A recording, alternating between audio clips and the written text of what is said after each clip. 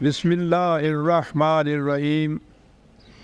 عزیزان من، آج دسمبر 1981 کی 4 تاریخ ہے اور درس قرآن کریم کا آغاز سورہ الاحقاف کی آیت 15 سے ہو رہا ہے، 46/15۔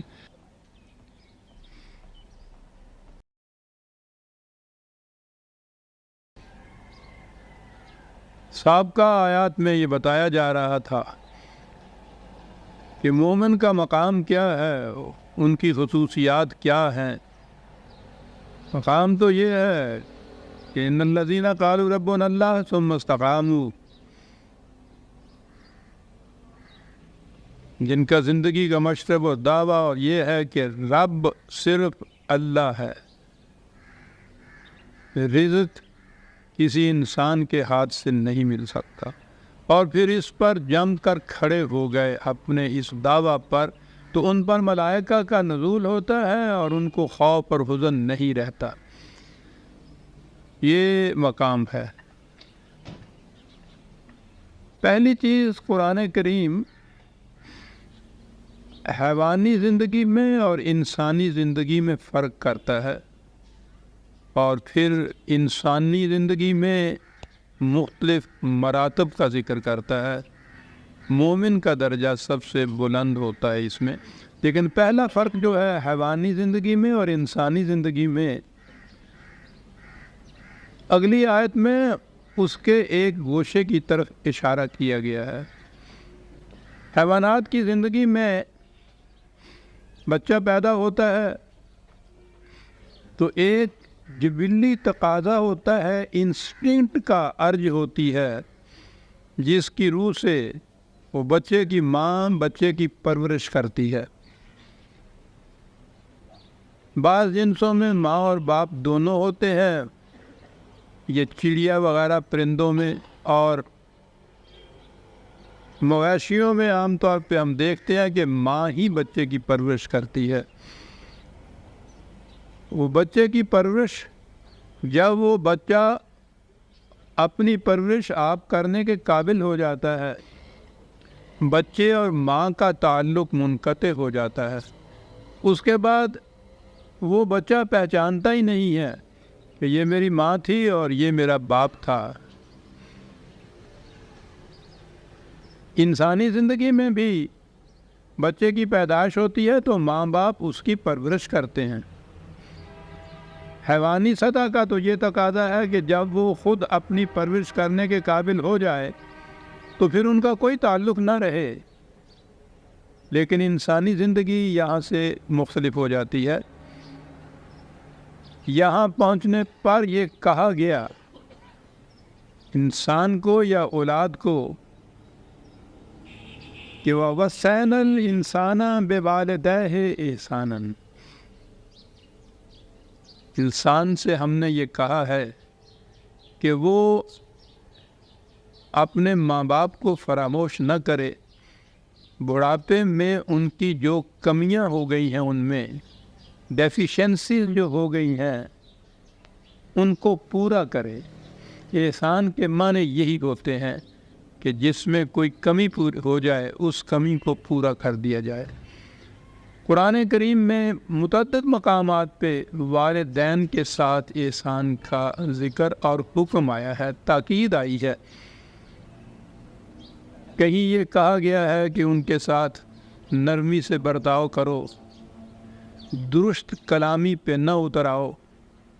یہ ساری تاکید آپ دیکھتے ہیں کہ حیوانات میں اس کی ضرورت نہیں، وہاں نہیں ہوتی۔ یہ انسان کا درجہ ہے جہاں یہ چیز کہی گئی کہ وہ ماں باپ کے ساتھ حسن سلوک کرے، ان کی کمی کو پورا کرے، ان کو نرمی سے ان کے ساتھ پیش آئے، کیونکہ کہا کہ بڑھاپے میں پہنچ کر عقل اندھی ہو جاتی ہے، انسان کو چڑچڑا ہو جاتا ہے، اس کا مزاج کچھ مختلف ہو جاتا ہے، تو اس سے تنگ نہ پڑو، اس سے ان کو جھڑکو نہیں، ڈانٹ ڈپٹ نہ کرو، نہ ہی یہ ہے کہ ان سے بے رخی برتو، ان کی کمی کو پورا کرو۔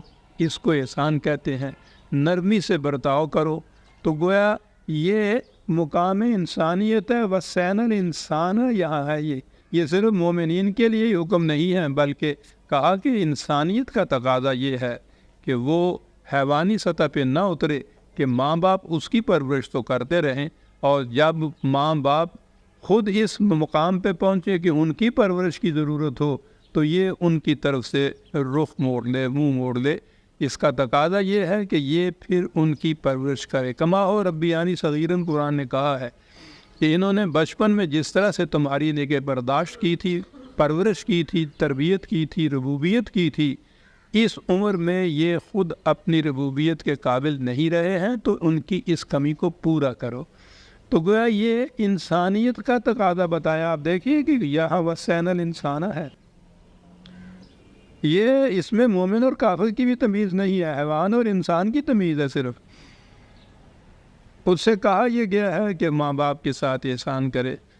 ایک بات جو اکثر اس سے پہلے بھی کئی مرتبہ آ چکی ہے، اور وہ یہ ہے کہ ہمارے ہاں جو عام عقیدہ ہے کہ ماں باپ کی اطاعت فرض ہے، یہ غلط ہے۔ قرآن نے کہیں ان کی اطاعت کو فرض قرار نہیں دیا، ان کے ساتھ اس نے سلوک کی ہی تاکید کی ہے، اور یہ بڑی اہم چیز ہے۔ بظاہر ایک یہ چھوٹا سا نقطہ ہے، لیکن یہ زندگی کے بڑے اہم اصولوں میں سے ایک بات ہے۔ میں نے جیسا کہا ہے کہ ہمارے ہاں بھی عام طور پہ یہ ہے کہ ماں باپ کی اطاعت فرض ہے، اور باقی مذاہب میں تو پوچھو نہیں کہ ماں باپ کی اطاعت کو، اطاعت میں زور دوں گا اس لفظ پہ، کتنی اہمیت دی گئی ہے۔ مہاراج رام چندر اس لیے اوتار خدا کے بن گئے کہ انہوں نے اپنے بوڑھے باپ کا ایک ایسا حکم مانا تھا جس کو باپ بھی ناجائز سمجھتا تھا، بیٹا بھی نامناسب سمجھتا تھا، لیکن چونکہ وہ باپ کا حکم تھا اس لیے انہوں نے اس باپ کے حکم کو مان لیا، راج پاٹ کو تیاگ کے بنواس اختیار کر لیا، اور ان کے دھرم کی روح سے یہ اتنا بڑا اہم ثواب کا کام تھا، اتنا بڑا اہم نیکی کا کام تھا کہ وہ مہاراج رام چندر رام اوتار ہو گیا خدا کا اس بنا پر کہ اس نے باپ کے ایک نامناسب حکم کی اطاعت کی تھی۔ اور دنیا کے ہر مذہب میں آپ دیکھیں گے کہ یہ جو اوبیڈینس، اطاعت ہے ماں باپ کی، اس کو فرض قرار دیا گیا ہے۔ قرآن اتنا بلند مرتبے پہ چلا جاتا ہے، کسی سے بھی کہیے، کوئی بھی کہے، کوئی بھی اس سے انکار نہیں کرے گا، وہ کہے گا بالکل ٹھیک ہے جو ان لوگوں نے کہا ہے، ماں باپ کی اطاعت فرض ہے۔ لیکن یہ صرف جذباتی چیز ہے، قرآن جذبات پہ نہیں اترتا، وہ حقائق کے اوپر اترتا ہے۔ وہ جہاں ایک طرف یہ کہتا ہے کہ اس عمر میں پہنچنے کے بعد انسان کی عقل اندھی ہو جاتی ہے، جو پہلے معلوم ہوتا ہے وہ بھی بھول جاتا ہے، کمزوریاں آ جاتی ہیں، ڈیفیشنسی آ جاتی ہے، دماغی کمزوریاں آتی ہیں، تو وہ کیا ایک ایسے شخص کو کہ جو ابھرتی ہوئی جوانیوں میں پہنچ رہا ہے، جس کی توانائیاں، جس کی صلاحیتیں ابھر رہی ہیں، پختہ ہو رہی ہیں، اس کے زمانے کے حالات بدل گئے ہیں، کیا اسے یہ حکم دے گا کہ یہ ان کی اطاعت کرے جن کے متعلق خود وہ کہہ رہا ہے کہ ان کی عقل اندھی ہو چکی ہے؟ اگر یہ ان کی اطاعت فرض قرار دے دیا جائے تو دو قدم بھی دنیا کا نظام نہ چل سکے۔ آپ غور کرتے ہیں کہ قرآن کس قدر حقائق کو سامنے رکھتا ہے، فیکٹس کا سامنا کرتا ہے، جذبات پہ نہیں اترتا۔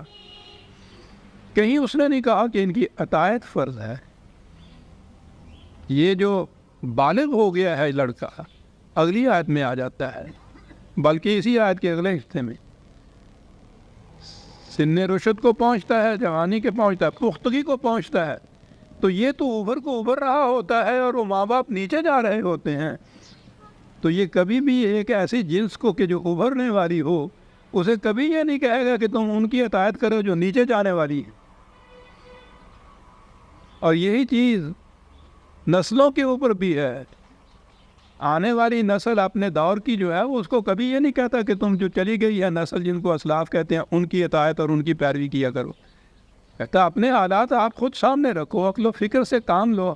قرآن نے گائیڈینس کے لیے رہنمائی تمہیں دے دی ہے، اس رہنمائی میں اپنے قدموں سے آپ چلو، اپنی آنکھوں سے آپ دیکھو۔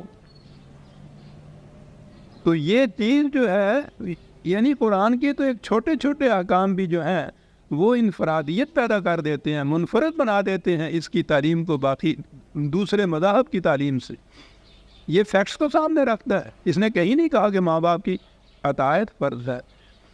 دوسری طرف اس نے یہ بھی نہیں چھوڑا کہ یہ حیوانات کی طرح کیفیت ہے کہ وہ تو تمہاری پرورش کریں اور جب پرورش پا چکو اپنے پاؤں پہ کھڑے ہونے کے قابل ہو جاؤ تو پھر ماں باپ کی طرف سے آنکھیں بند کر لو۔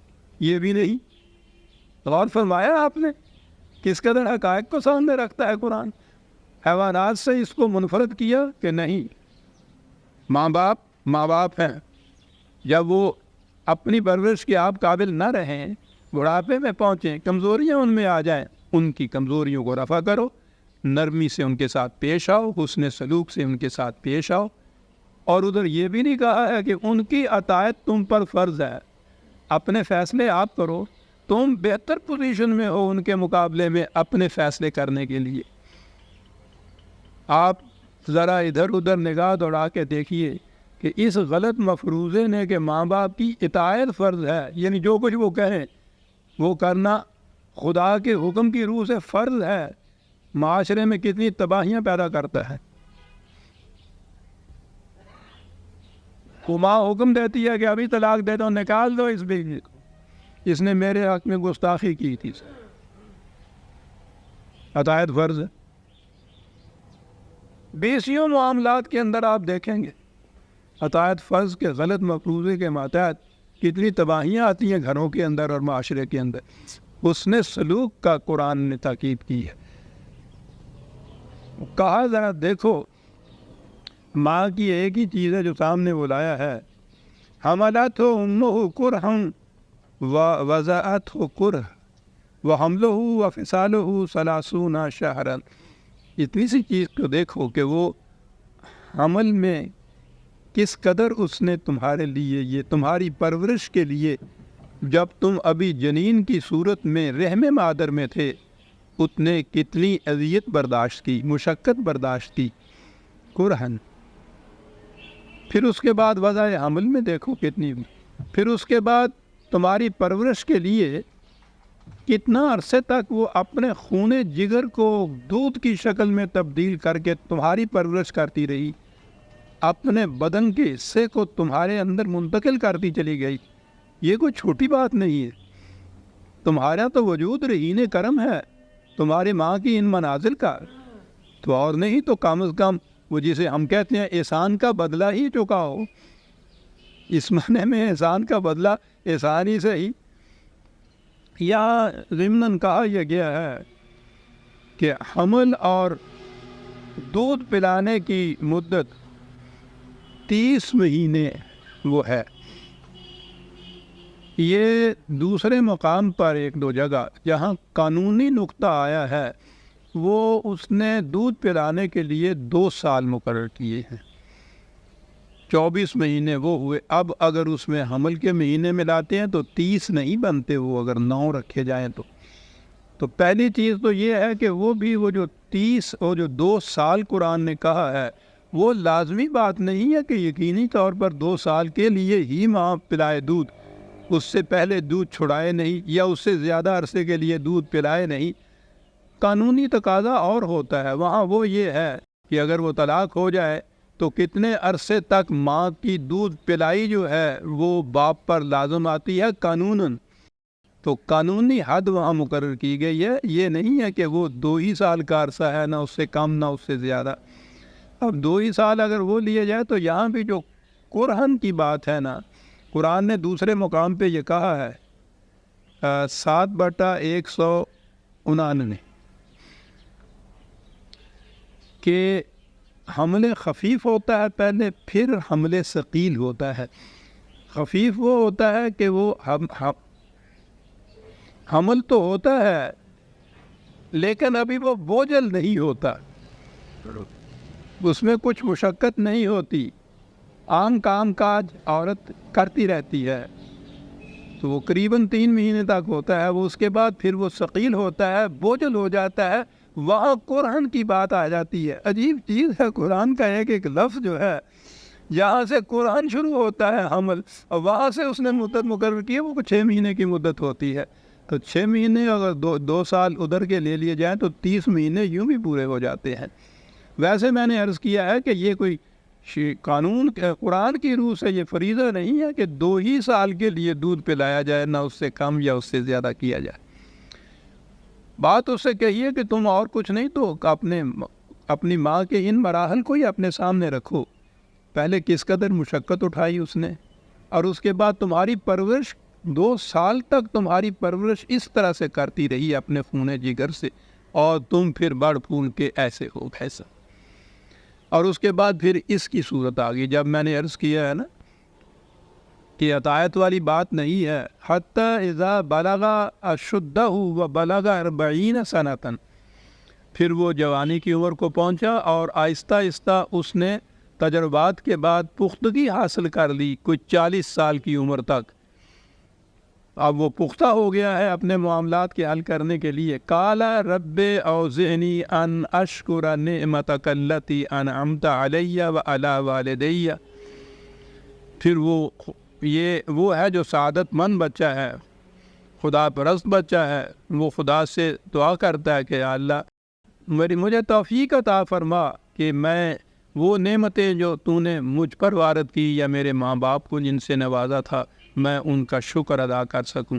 وَأَنْ أَعْمَلَ صَالِحًا، اور وہ شکر یہ ہے کہ میں وہ کام کروں جو تیرے قوانین کے مطابق ہوں، ترضا ہو، ہم آہنگ ہوں جو تیری مشیت اور تیرے قانون سے، میں وہ کام کروں اور اس سے صلاحیتیں پختہ ہوں میری بھی۔ وَأَصْلِحْ لِي فِي ذُرِّيَّتِي، اور وہ ایسی ہوں کہ میں اپنی اولاد کی بھی تربیت اسی طرح سے کر سکوں، میری صلاحیتیں میری ذات تک ہی محدود نہ ہوں بلکہ وہ صلاحیتیں ایسی ہوں کہ میری اولاد کی تربیت و پرورش بھی ان کے مطابق ہو سکے۔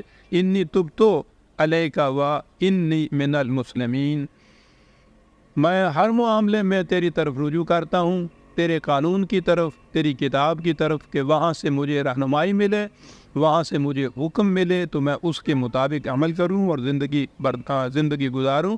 وَإِنِّي مِنَ الْمُسْلِمِينَ، اس کی طرف رجوع ہی نہیں کروں بلکہ اس کے احکام کے سامنے سر تسلیم خم کروں۔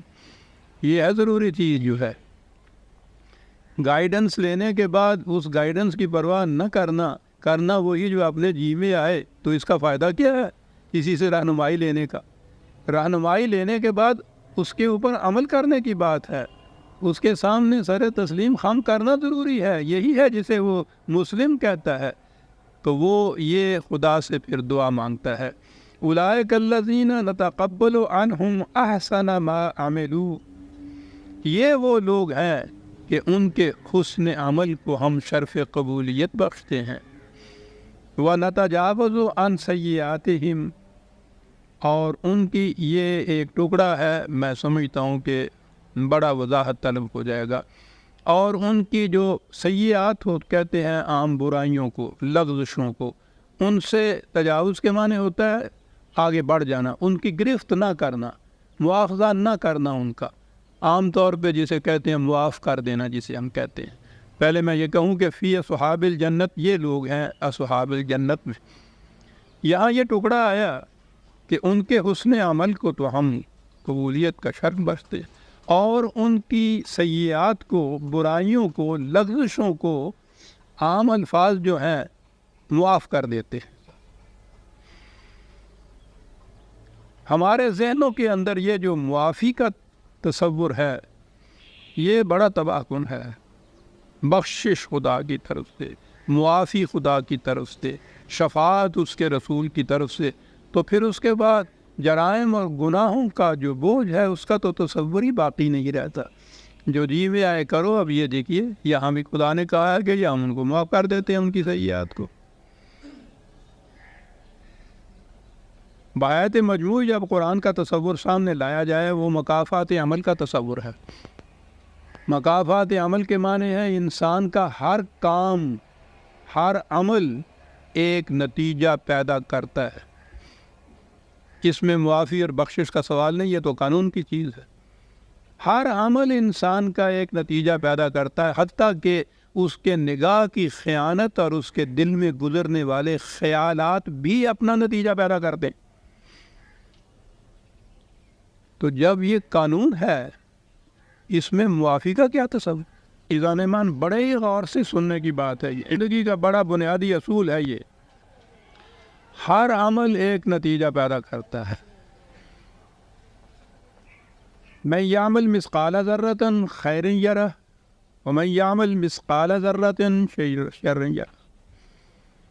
عمل خیر کا ایک ایک ذرہ وہ بھی اس کے سامنے آ جائے گا، عمل شر کا ایک ایک ذرہ وہ بھی اس کے سامنے آ جائے گا۔ تو یہ تو سامنے آ جائیں گے، تو اس میں پھر بعض سے تجاوز کر جانا یا جس سے نظر انداز کر دینا، اس کو بغیر مواخذے کے آگے بڑھ جانا، یہ دو چیزیں تو آپس میں ملتی نہیں۔ کیا چیز ہے یہ؟ بڑی اہم چیز ہے یہ۔ نظام کائنات قانون ارتقاء کی روح سے جاری و ساری ہے۔ ارتقاء کے معنی یہ ہیں کہ ہر چیز اپنے نقطۂ آغاز سے آگے بڑھتی ہے، مختلف منازل میں سے گزرتی ہوئی آگے چلی جاتی ہے۔ ہر منزل میں اس کا ٹکراؤ ہوتا ہے تخریبی قوتوں کے ساتھ۔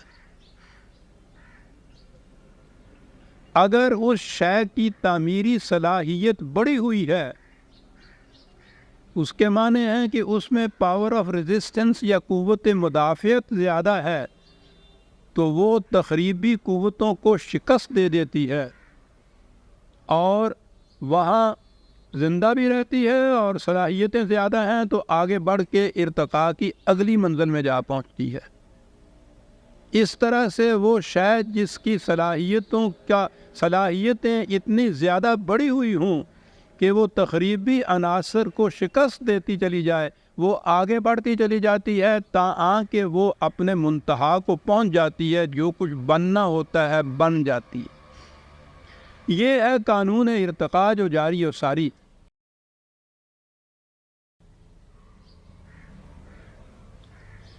انسان کی زندگی میں بھی یہی قانون جاری ہے۔ انسان کی طبعی زندگی جو فزیکل لائف جسے آپ کہتے ہیں، اس میں کیا ہوتا ہے؟ اب یہ تجربات اور مشاہدات بتا رہے ہیں کہ ہر آن انسان کے اندر ایسے ہلاکت پیدا کرنے والے جراثیم کروڑوں کی تعداد میں ایک ایک سانس میں پہنچتے ہیں کہ اگر اس کی مدافعت کی قوت اندر نہ ہو تو ایک سانس میں موت واقع ہو جائے۔ لیکن ہوتا کیا ہے؟ اس کے اندر تعمیری قوتیں اتنی ایسی ہوتی ہیں جو ان کا مقابلہ کرتی ہیں۔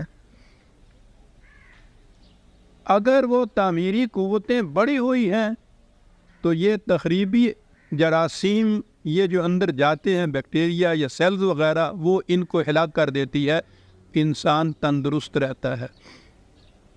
اور اگر وہ قوت مدافعت کم ہو گئی ہے، تعمیری قوتیں اندر کی جو ہیں کم ہو گئی ہیں، ان کے مقابلے میں یہ غالب آ جاتی ہیں، انسان بیمار ہو جاتا ہے۔ عارضی طور پر اگر یہ واقعہ ہوا ہے تو جسے علاج کہتے ہیں وہ یہی ہوتا ہے کہ اندر کی مدافعت کی قوت جو ہے اس کو بڑھا دیا جاتا ہے باہر کی تدبیروں سے۔ یہ دوائی جا کے آپ نہیں کچھ کرتی، یہ ٹھیک ہے کہ اب انہوں نے یہ بھی طریقہ اختیار کیا ہے کہ وہ ہلاکت آمیز جراثیم کو مار بھی دیتی ہے، اینٹی بایوٹکس جس کو کہتے ہیں، اگرچہ وہ سب کو ہی مار دیتی ہے اندر پہنچ کر، لیکن اصل علاج یہ ہے کہ انسان کی مدافعت کی قوتیں جو ہیں ان میں تقویت پیدا کی جائے۔ یہ صحیح طریقے علاج ہے۔ وہ خود مقابلہ کرے اور ان کو شکست دے، یہ تندرستی ہو گئی۔ لیکن بیماری میں اگر یہ قوتیں کم ہیں، عارضی طور پہ ہیں، تو صرف بیمار ہوتا ہے، اور اگر یہ قوتیں کمزور تر ہوتی چلی جائیں اور وہ غلبہ زیادہ حاصل کرتی چلی جائے تو اس کا نام موت ہوتا ہے۔ جب انسان بیمار ہوتا ہے تو یہ نہیں کہ اس کے اندر مدافعت کی صلاحیت یا تعمیری قوتیں بالکل ناپید ہوتی ہیں، یہ نہیں ہوتا، ہوتی ہیں لیکن وہ کم ہوتی ہیں اور تخریبی قوتیں زیادہ ہوتی ہیں۔ موت بھی واقع ہوتی ہے تو اس وقت بھی یہ نہیں ہوتا کہ اندر کوئی تعمیری قوت ہوتی ہی نہیں ہے، وہ اتنی کمزور ہوتی ہے کہ ان ہلاکت آفرین تخریبی قوتوں کا مقابلہ کرنے کے قابل نہیں رہتی، اس وقت بھی وہ کچھ ہوتی ہیں۔ یہ کیا چیز ہے؟ تعمیری اور تخریبی قوتوں کا ٹکراؤ ہر آن ہر سانس میں ہوتا ہے، خارجی کائنات میں بھی، انسان کی اپنی ذات میں بھی، انسان کی اپنی زندگی میں بھی۔ قرآن کریم نے عزیزان من 1400 سال پہلے کی بات ہے، آج کے سائنسدان قانون ارتقاء کو جو لائے ہیں تو انہوں نے کہا ہے کہ یہ بہت بڑا انکشاف ہے جو ہم نے کیا۔ قرآن کہتا ہے کہ انسان یا کائنات میں ہر آن میزان کھڑی ہے، ایک ترازو کھڑا ہے، وضع المیزان، اور ترازو کے تو 2 پلڑے ہوتے ہیں نا۔ وہ کہتا ہے کہ تخریبی قوتوں کا بھی پلڑا ہوتا ہے، تعمیری قوتوں کا بھی پلڑا ہوتا ہے۔ من ثقلت موازینہ فہو فی عیشۃ راضیہ، من ثقلت موازینہ فامہ ہاویہ۔ جس کا تعمیری قوتوں کا پلڑا جھکا ہوا ہوتا ہے وہ تندرست و توانا ہوتا ہے، وہ ہوتا ہے جو آگے بڑھنے کے قابل ہوتا ہے، وہ ہے جو جنت میں پہنچتا ہے۔ اور جس کا تعمیری قوتوں کا پلڑا اٹھا ہوا ہوتا ہے یعنی ہلکا ہوتا ہے، وہ ہے جو جہنم میں جاتا ہے، بیمار ہو جاتا ہے، موت آ جاتی ہے۔ یہ جو ہے ثقلت موازینہ خفت موازینہ، یہ ہے قانون ارتقاء۔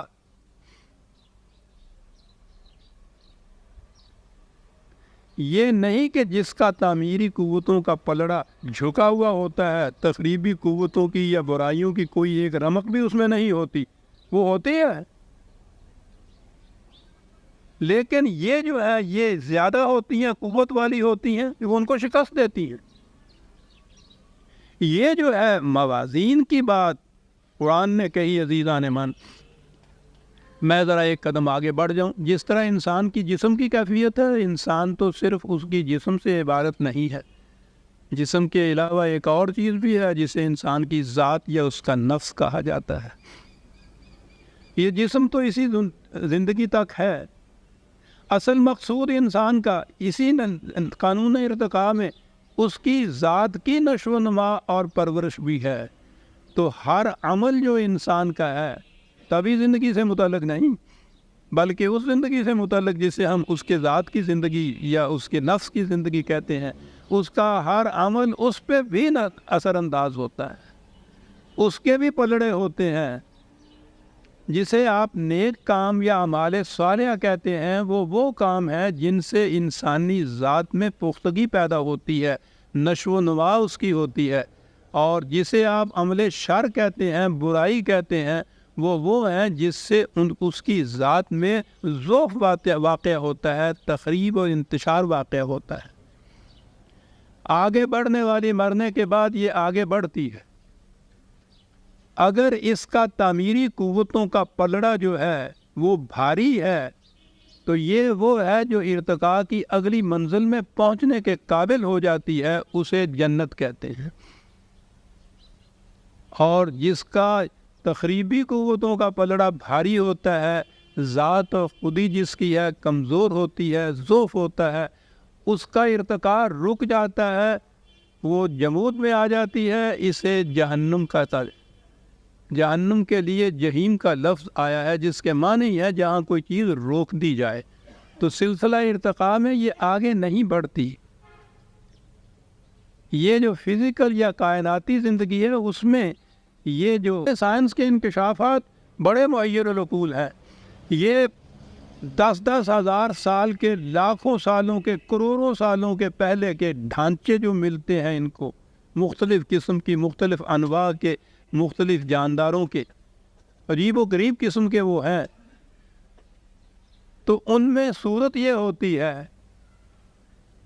کہ بہت سی اسپیشیز جن کو کہتے ہیں، ڈارون نے یہ نقطہ ایجاد کیا تھا، انکشاف کیا تھا اس کا، انواع مختلف قسم کے مخلوق کی، جانداروں کی ایسی ہے کہ جو ایک مقام کے اوپر وہ فنائی ہو گئی، وہاں ان کے ڈھانچے تو ملتے ہیں، دنیا میں ان کا وجود نہیں ملتا۔ وہ تھیں جن میں قوت مدافعت قطعاً نہیں رہی تھی، یہ بہت کم ہو گئی تھی، یہ جبھی جو میں نے عرض کیا ہے، وہ مقابلہ نہیں کر سکی، وہ فنا ہو گئی۔ کچھ ایسی ہیں کہ جو زندہ تو ہیں لیکن اسی شکل کے اندر زندہ ہیں، آگے نہیں بڑھ سکی۔ یہ جتنے آپ کو پرندے مویشی وغیرہ نظر آتے ہیں نا، بھیڑ انہوں نے دیکھا ہے 10,000 سال یا لاکھ سال پہلے بھی بھیڑ ہی تھی، آج بھی وہ بھیڑ ہی ہے، آگے نہیں بڑھ رہی، زندہ ہے، اسی مقام پہ زندہ ہے جس کا ارتقاء کا سلسلہ رک گیا ہے۔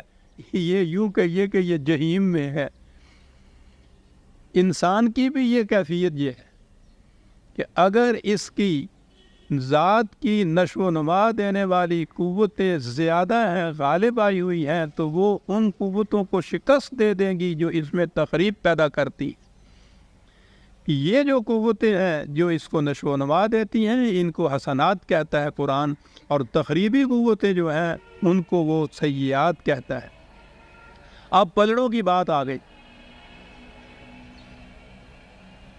جس کا یہ تعمیری قوتوں کا پلڑا بھاری ہوتا ہے، وہ آگے بڑھنے کے قابل ہوتی ہے، وہ آگے چلی جاتی ہے، وہ جنت میں جا پہنچتی ہے۔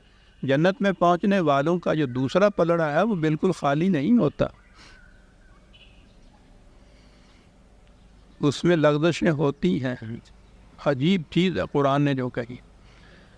دنیا کے باقی مذاہب میں نجات کا تصور یہ ہے کہ وہ بہشت میں، یا جس کو بھی وہ اپنے ہاں کا وقان کہیں ہوئے، اس میں نجات کہتے ہیں، اسے حاصل ہوتی ہے جس شخص میں کوئی گناہ نہ ہو، وہ معصوم ہو۔ ہندو دھرم تو اس کو پھر جون کا چکر دیتا، کروڑوں جونوں میں وہ بدل کے وہ کہتا ہے، وہ آتا ہے، دھوبی کے بھٹی چڑھتا ہے، ہر بار دیکھا جاتا ہے کہ اس کی آلائشیں جو ہیں لغزشوں کی کتنی کم ہوئی۔ کروڑوں چکر دینے کے بعد جب دیکھا جائے کہ اس میں کوئی آلائش باقی نہیں رہی، پھر اس کو نروان حاصل ہو جاتا ہے، نجات حاصل ہو جاتی ہے۔ یعنی شرط یہ ہے کہ کوئی آلائش نہ ہو۔ عیسائیت نے تو مصیبت مول لے لی، اس نے کہا کہ ہر انسانی بچہ پیدائش کے ساتھ ہی آلائشوں کا، گناہوں کا ایک بوجھ اپنے ساتھ لاتا ہے۔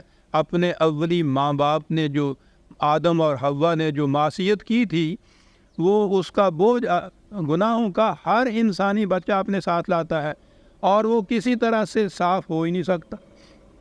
جب وہ صاف نہیں ہو سکتی وہ آلائش، تو وہ جہنم میں جاتا ہے، کیونکہ جنت میں تو اس نے جانا ہے کہ جس میں یہ آلائش کا ذرا سا دھبا بھی نہ ہو۔ تو اب کیا کیا جائے؟ تو انہوں نے اس کے بعد یہ عقیدہ وضع کیا کہ حضرت عیسیٰ علیہ السلام نے، خدا کے اکلوتے بیٹے نے، بقول ان کے اپنی جان دے کر، اپنا خون بہا خدا سے یہ لیا کہ یہ جتنے لوگ میرے اس سلیم کے، میرے کفارے پر ایمان رکھیں گے، ان کی وہ آلائشیں تم نے معاف کر دینا، دھو دینا، اور انہیں جنت میں بھیج دینا۔ انہیں یہ آلائشیں دھونے کے لیے یہ ایک طریق ایجاد کیا۔ تصور یہی تھا کہ نجات اسی کی ہوگی، جنت میں وہی پہنچ سکے گا جو معصوم ہوگا، جس سے کوئی لغزش سرزد نہ ہوئی ہوگی، جس میں ذرا سا دھبا بھی ایسا نہیں ہوگا۔ قرآن کہتا ہے کہ یہ انسانی فطرت کے خلاف ہے۔ انسان ہے، لغزشیں بھی اس سے ہو جاتی۔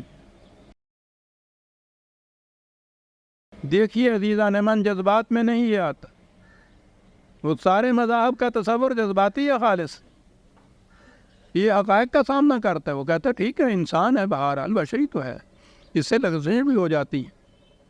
تو قانون کیا ہے؟ قانون یہ ہے کہ اگر تعمیری قوتوں کا پلڑا بھاری ہے اس کا، تو اس کی یہ جو چھوٹی موٹی لغزشیں ہیں، وہ ان تعمیری قوتیں جو ہیں وہ ان کا ازالہ کر دیتی ہیں، وہ تخریب نہیں پیدا کرنے دیتی۔ تو اصول کیا قرآن نے بیان کیا عزیزان من؟ 4 لفظوں میں اتنی عظیم حقیقت جو ہے اس کو بیان کر گیا کہ ان الحسنات یذہبن السیئات، 11/114، عظیم اصول ہے۔ سائنس کا سارا یہ جو قانون ارتقاء، ان کی ڈسکوریز، ان کے انکشافات، وہ اسی نقطے کے اوپر گونجتے ہیں۔ حسنات، تعمیری پہلو جو ہیں، تعمیری قوتیں جو ہیں، وہ ازالہ کر دیتی ہیں تخریبی قوتوں کا، بشرطے کہ تخریبی قوتیں کم ہوں اور وہ پلڑا ان کا جو ہے وہ بھاری ہو، ازالہ کر دیتی۔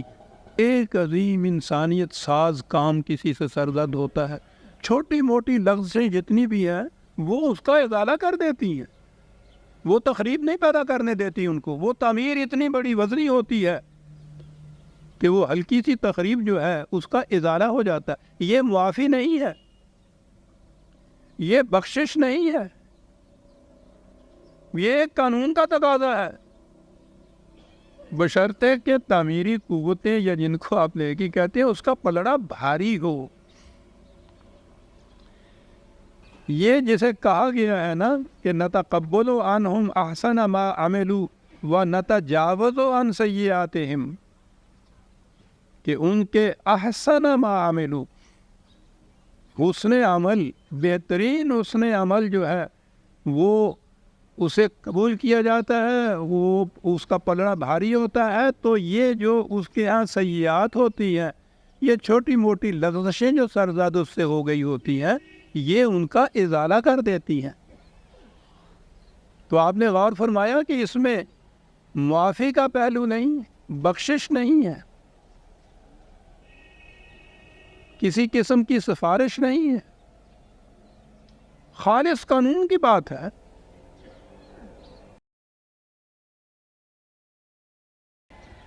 اب یہاں سے ایک بات اور ہے جو سامنے آتی ہے، ممکن ہے جب آپ بھی اس پہ غور کریں وہ چیز آپ کے دل میں بھی شبہ ڈالے۔ سورہ کہف میں ہے 18/105، آیت ہی میں سامنے لے جاؤ۔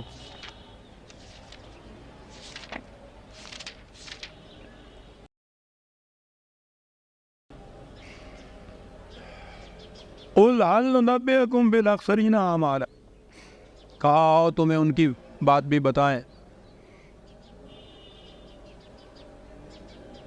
کہ جو بے حد گھاٹے میں رہتے ہیں۔ یہ نہیں کہ وہ کوئی اچھا کام کرتے ہی نہیں ہیں، اعمال۔ ایک تو وہ ہے نا کہ جو کچھ کرے ہی نہیں، ایک وہ ہے کہ جو کرنے کے باوجود بے حد نقصان میں رہے، تباہی میں جائے۔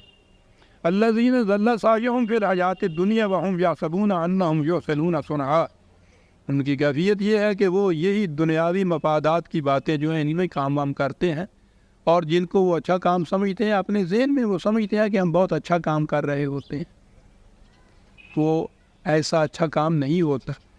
بات اگلی ہے، اولئک الذین کفروا بآیات ربہم ولقائہ، وہ قانون مکافات عمل سے انکار کرتے ہیں، اس زندگی کے بعد کی زندگی جو ہے اس پہ ایمان نہیں رکھتے، وہ یہاں کی زندگی کوئی منتہا سمجھتے ہیں۔ کہا فحبطت اعمالہم، اعمال ان کے رائے گاہ چلے جاتے ہیں۔ فلا نقیم لہم یوم القیامت وزنا، ان کے لیے میزان بھی کھڑی نہیں کی جائے گی ان کا عمل تولنے کے لیے۔ یہاں ذہن میں آیا، ایک شک پیدا ہوا کہ یہ تو تضاد، من یعمل مثقال ذرۃ خیرا یرا ومن یعمل مثقال ذرۃ شرا یرا، وہ تو کہتا میزان کھڑی ہوگی، ذرہ ذرہ اس کے اندر تولے گا۔ یہاں کہا ہے کہ ان کے لیے میزان کھڑی کرنے کی بھی ضرورت نہیں پڑے گی۔ یہ کون ہے؟ حبطت اعمالہم، ان کے کام رائے گاہ چلے جائیں گے۔ ایک تو رائے گاہ جانا یہ ہے کہ تخریبی پلڑا جو ہے اتنا بھاری ہو جائے کہ وہ تعمیری کام جو کچھ تھوڑے بہت کیے ہوئے ہیں وہ کچھ وزن ہی نہ رکھیں۔ لیکن یہ چیز کہ ان کے لیے میزان ہی کھڑی نہیں کی جائے گی، بڑا غور طلب۔ تو پھر ذرہ ذرہ سامنے کیسے آئے گا؟ نہیں کھڑی کی جاتی میزان۔ دو مثالوں سے بات سمجھ میں آئے گی۔ ایک تو اسکولوں اور کالجوں کے لڑکوں کا امتحان، اس میں ایک تو کمپلسری سبجیکٹ ہوتا ہے، لازمی مضمون، اور کچھ اختیاری مضمون ہوتے ہیں۔ جس طالب علم کا پرچہ لازمی مضمون کا ایسا ہو کہ وہ اس میں فیل ہو جائیں، اس کے باقی پرچے دیکھے ہی نہیں جاتے۔ پاس ہونے کے لیے پاس مارکس ہوتے ہیں، اور وہ ہوتے ہیں اسی قانون ارتقاء یا قرآن کے یہ ثقلت موازین اور خفت کر 60% پاس مارکس۔ جس نے 60% لیے ہیں، 40% غلطیاں بھی تو ہیں نا اس کو کلاس میں پروموشن دے دی جاتی ہے، اگلی کلاس میں اس کو چڑھا دیا جاتا ہے۔ کیوں؟ اس کا جو اعمال صالحہ کا پلڑا تھا 60%، اس نے ازالہ کر دیا ہے اس کے 40% غلطیوں کا۔ وہ اس قابل سمجھا جاتا ہے کہ آگے اس کو چڑھا دیا جائے کلاس میں۔ لیکن اگر وہ کمپلسری سبجیکٹ میں فیل ہو گیا ہے تو اس کے باقی پرچے دیکھے ہی نہیں جاتے۔ اولئک حبطت اعمالہم، رائے گاں گئی اس کی ساری محنت۔ فلا نقیم لہم یوم القیامت وزنا، اس کے لیے میزان ہی کھڑی نہیں کی جائے گی کیونکہ کمپلسری سبجیکٹ میں فیل ہو گیا ہے یہ۔ اور دوسری مثال ہے آپ کے ہاں معاشرے کی، حکومت کی، اگر کسی شخص کے خلاف بغاوت کا جرم ثابت ہو جائے تو اس نے کتنی امن پسندی کے کام کیے ہوں، رفاہ عامہ کے لیے کتنے ہی چندے دیے ہوں، کتنے ہی اچھے کام کیے ہوں، کوئی وزن نہیں رکھتا، کوئی اس کا معاوضہ اور صلہ نہیں ہوتا۔ ایک جرم بغاوت کا، سارے باقی اس کے کام جو ہیں اس کو بہا کے لے جاتا ہے۔ حبطت اعمالہم، اس کے لیے پھر وزن میزان بھی کھڑی نہیں کی جاتی کہ ایک ہی کام اس کا یہ اتنا بڑا ہے کہ اس کے باقی جتنے بھی کام اچھے جنہیں آپ کہتے ہیں وہ ان کو بہا کے لے جاتا ہے۔ بغاوت کا جرم یہ ہے جن کے لیے پھر کہا کہ باقی کاموں کے لیے ان کے میزان بھی کھڑی نہیں کی جائے گی۔ اب قرآن کی روح سے بھی اس نے بعض کاموں کو اس نے بغاوت قرار دیا ہے۔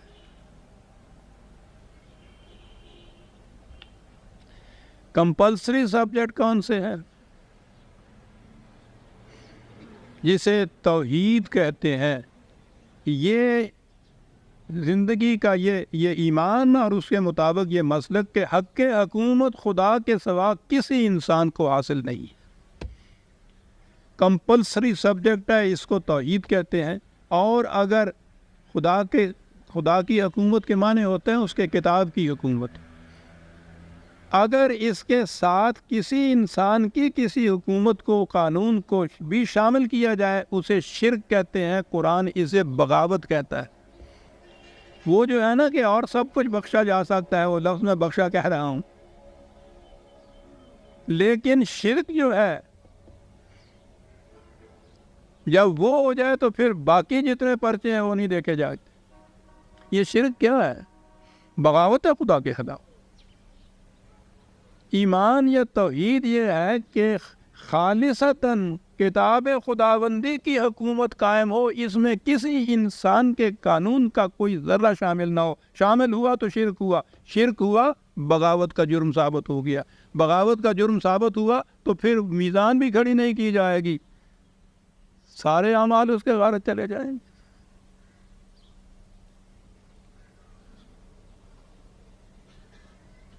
آپ نے غور فرمایا کہ یہ کیا اصول قرآن نے بیان کیا ہے؟ ایسا اصول بیان کیا عزیزان من، قانون ہے اٹل، حقائق کائنات اس کی تائید کرتے ہیں۔ وہ لوگ جو قرآن کو، خدا کو بھی نہیں مانتے، مغرب کے محققین اور سائنٹسٹ، ان کے انکشافات اس کی تائید کرتے ہیں کہ زندگی کا نظام اسی سے قائم ہے۔ جس کا تعمیری قوتوں کا پلڑا بھاری ہے، یہ ضروری نہیں کہ اس کے ہاں کوئی ایک گناہ یا ایک لغزش بھی نہ ہو۔ قرآن نے اسی لیے کہا ہے مومنین کے متعلق کہ وہ کبائر الاسم سے اجتناب کرتے ہیں الا اللمم، کچھ ایسی چھوٹی موٹی لغزشیں جس کو آپ ملامت والی بات کہتے ہیں، یہ ان سے بھی سرزد ہو جاتی ہیں، لیکن حسنات کا ان کا پلڑا اتنا بھاری ہوتا ہے انہوں نے 60% مارکس حاصل کر لیے ہوئے ہوتے ہیں کہ وہ جو ان کا تخریبی قوتوں کا پلڑا ہے وہ اس کا ازالہ کر دیتی ہے. دیکھو نا، ان الحسنات یذہبن السیئات، حسنات کی بہتات جو ہے وہ ان لغزشوں کا ازالہ کر دیتی ہے. مدافعت کی قوت انسان کے اندر، یہ جتنے بھی اتنے بیکٹیریا جاتے ہیں ہلاکت والے، وہ ان کو تلف کر دیتی ہے، اس کا ازالہ کر دیتی ہے. انہوں نے یہ جذباتی طور پر اصول بیان کیا تھا کہ نجات و سعادت اور جنت جس کو آپ کہتے ہیں وہ اس کے لیے ہے کہ جس میں ایک ذرا سا بھی گناہ کا ذرا سا دھبا نہ ہو، وہ معصوم ہو ان چیزوں سے. ناممکن.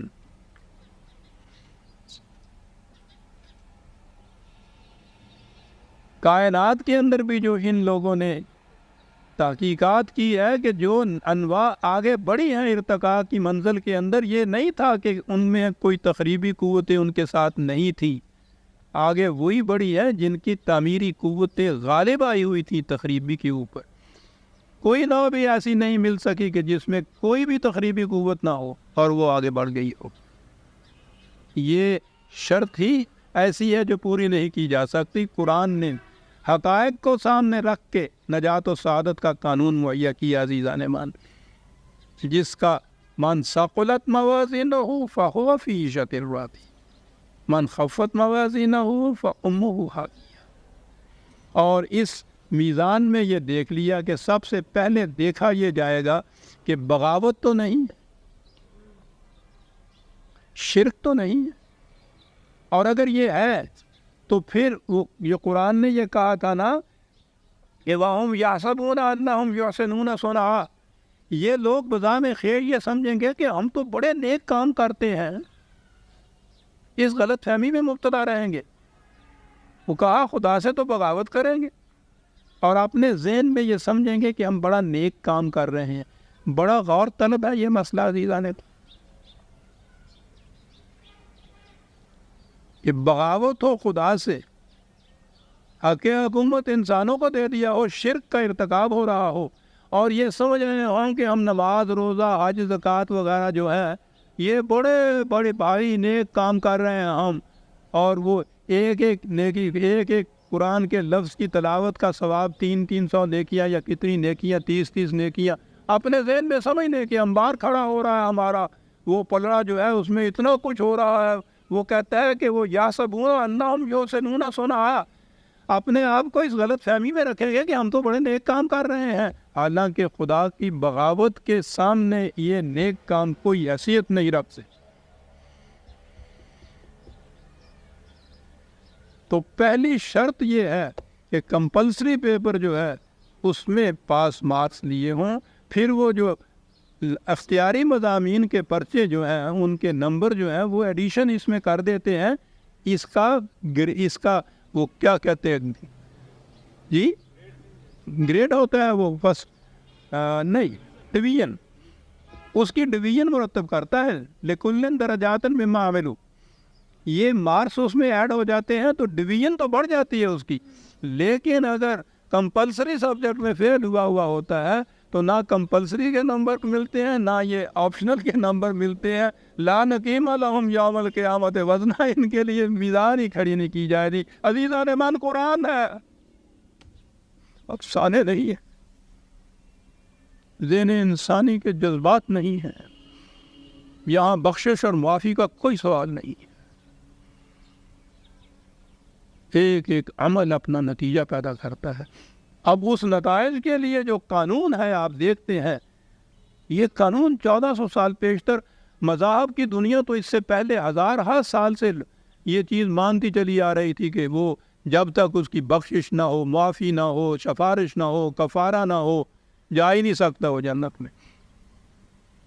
اس نے یہ بات بتائی کہ نہیں، یہ قانون فطرت کے خلاف ہے. یہ چیز قانون یہ ہے کہ مدافعت کا پلڑا بھاری ہونا چاہیے، حسنات کا پلڑا بھاری ہونا چاہیے، اور وہ اس صورت میں ہی ہے مارکس ملتے ہیں جب شرک کا ارتکاب نہ کیا جائے، بغاوت خداوندی نہ ہو، ایمان ہو اس بات پہ کہ ایک ایک عمل میرا نتیجہ خیز ہوگا، اس دنیا میں نہیں ہوگا، زندگی یہیں ختم نہیں ہو جاتی، آگے چلے گی، اور میں اپنے ان اعمال کے نتائج کو اپنے ساتھ لے کر آگے چلوں گا۔ اور فیصلہ کس چیز سے ہوگا؟ وہ اس بات سے ہوگا کہ تعمیری قوتوں کا پلڑا بھاری ہے میرا یا تخریبی قوتوں کا بھاری ہے، اس کے مطابق فیصلہ ہو جائے گا۔ اس میں معافی کی گنجائش نہیں، بخشش کا سوال نہیں، صاحب سفارش کا نہیں، وہ تو یہاں کے یہ جو بد نظمی ہے ہمارے یہاں کی، باطل کا نظام جو ہے آپ کے یہاں کا، اس میں ہوتی ہیں یہ چیزیں۔ تو جس طرح سے پھر لڑکے یہاں پاس ہوتے ہیں ہمارے یہاں، وہ تو ہمارے سامنے ہے نا۔ تو ہم نے اپنے یہاں کے باطل کے نظام کے جو اصول تھے وہ ہم نے اپنے یہاں کے دین کے اوپر بھی منطبق کر لیے کہ معافی بھی ہو سکتی ہے، آپ یہاں جانے تو صاحب بخشش بھی ہو سکتی ہے، سفارشیں بھی ہو جاتی ہیں، اور پھر اس کے بعد تو اب رشوتیں بھی چلتی ہیں۔ یہ جو نذرانے ہوتے ہیں اور نیازیں آپ جا کے سکھ دے جنہوں کہندے ہیں نے، یہ کیا چیزیں ہیں؟ یہ رشوتیں دیتے ہیں نا آپ اپنے گناہوں کی معافی کے لیے۔ قانون میں اس کی کوئی گنجائش نہیں، اور خدا بننا تو جچتا ہی اس کو ہے کہ جس میں جذبات نہ ہو، صرف قانون کی روح سے وہ سارے فیصلے کرتا ہو۔ قرآن کا خدا یہ خدا ہے عزیزان من۔ تو جسے کہا وَنَتَجَاوَزُ عَنْ سَيِّئَاتِهِمْ، جس کے عام معنی کر لیے جائے کہ ہم ان کی برائیوں سے درگزر کرتے ہوئے آگے بڑھ جائیں گے کہ چلو ٹھیک ہے معروف فنسد پولے، بالکل نہیں۔ نَتَجَاوَزُ عَنْ سَيِّئَاتِهِمْ کے یہ معنی نہیں، اس کے معنی یہ ہے کہ اس کے حسنات کا پلڑا اتنا بھاری ہے کہ اس پلڑے نے ازالہ کر دیا ہے تخریبی پلڑے کا، جو خفت موازین کی صورت جو تھی، سی صحاب الجنہ، یہ ہے کہ جو جنت میں جانے والے ہیں۔ وعد الصدق الذی کانوا یوعدون، یہ تھا جو ان سے وعدہ کیا گیا تھا، اور اس کو وہ سچا سمجھ پائیں گے اپنے سامنے کہ واقعی سچا وعدہ تھا جو خدا نے کیا تھا۔ کمپلسری میں پاس ہو، 60% اوور آل مارکس بھی لے لے، یہ قانون ہے، اس میں کوئی سفارش نہیں۔ وہ کہا ہے کہ یہ بھی نہیں ہو سکتا کہ اس کا پرچہ گم ہو جائے، دوسرے کے مارکس اس کے مارکس دوسرے کو دے دیے جائیں، یہ نہیں ہوگا ہمارے یہاں۔ صدق ہمارا قانون عدل جو ہے اس کو یہ سچا اپنے سامنے پائے گی۔ یہ ہے قرآن کریم عزیزان من۔ ایک ٹکڑا آ گیا تھا، میں نے سمجھا یہ بڑا ضروری ہے یہ بتا دینا کہ قرآن کی روح سے نظام عدل کیا ہے، اور جسے آپ بخشش اور نجات کہتے ہیں اس کے معنی کیا ہیں۔ یہ ثقلت اور خفت موازین کا مطلب کیا ہے؟ لا نقیم لہم یوم القیامت وزنا، میں نے کہا تھا کہ بازار تضاد نظر آتا ہے کہ ذرہ ذرہ جو ہے تولے گا، اور یہاں کہا گیا ہے کہ ان کے لیے یہ میزان بھی کھڑی نہیں کی جائے گی۔ یہ کیا چیز ہے سر؟ تو یہ چیزیں ہیں عزیزان من۔ قرآن کے ان مقامات کی 4 لفظ ہوتے ہیں، ہم پڑھ کے آگے بڑھ جاتے ہیں، آپ دیکھتے ہیں ان کے اندر کتنے بڑے حقائق پوشیدہ ہیں قرآن کے اندر۔ تو میں نے کہا یہ کتاب نیز چیزیں دیگر است، یہ کتاب نہیں ہے، یہ تو کچھ اور ہی ہے۔ آیتیں تو ہم 2 ہی لے گئے، لیکن میرا خیال ہے اللہ کا شکر ہے کہ ایک بڑا اہم مقام تھا جو سامنے آ گیا۔ سورہ الکاف کی آیت 16 تک ہم آ گئے، 17 سے ہم آئندہ لیں گے۔ ربنا تقبل منا انک انت السمیع العلیم۔